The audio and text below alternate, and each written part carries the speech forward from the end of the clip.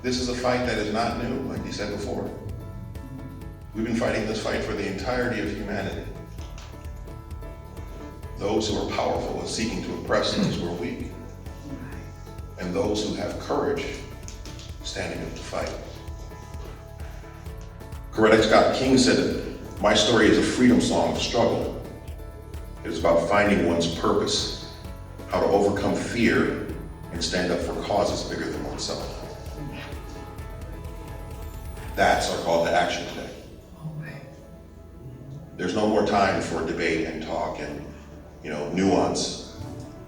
When you are faced with the opportunity to stand up for those who are oppressed, you stand. When you are faced with the opportunity to speak up for those who are oppressed, you speak, regardless of political party or affiliation. It is our responsibility to hold one another when we hurt and to defend one another when we are attacked. That requires courage, a genuine need to stand when things are hard.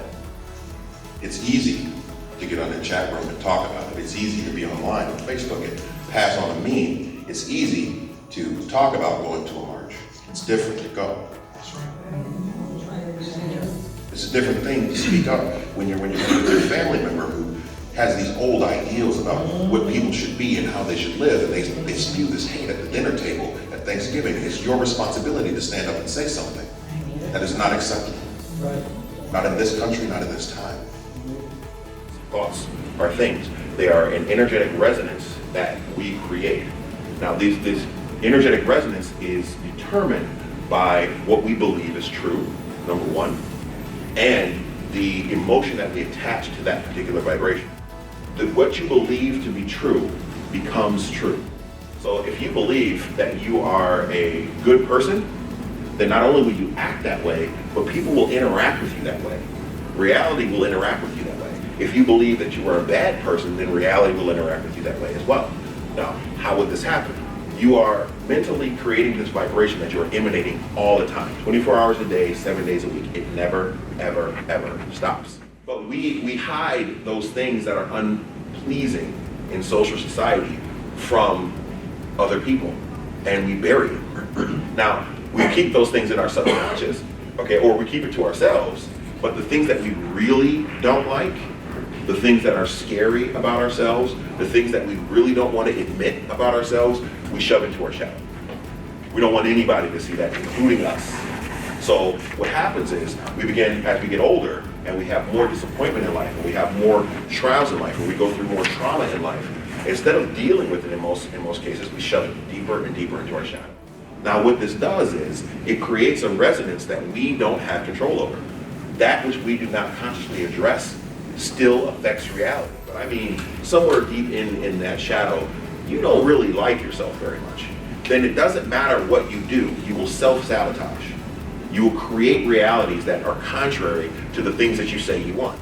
Yes, you're absolutely right. Good and bad things happen. What meaning you assign to them is vitally important. And if you're one of those people who's constantly seeing the negative in things, the question you should be asking yourself is why? One of my favorite things in the world is when people talk about, I'm just waiting for the other shoe to drop. In other words, you're sabotaging it before you ever start. You're sabotaging it.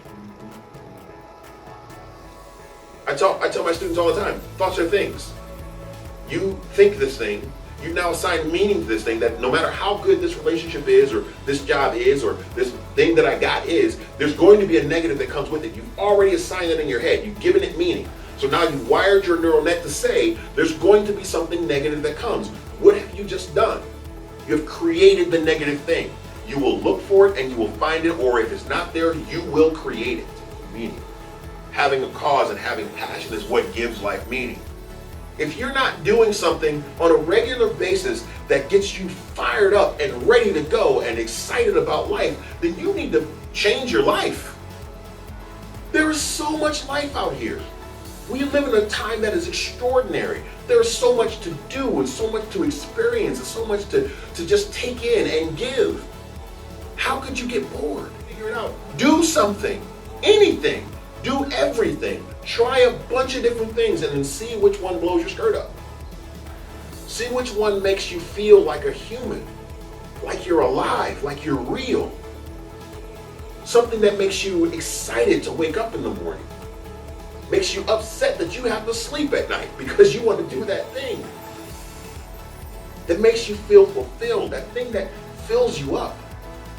That's your goal. That's what you should be searching for. That's what gives life meaning. That's when your life means something. And it doesn't matter to anybody else. It has to mean something to you.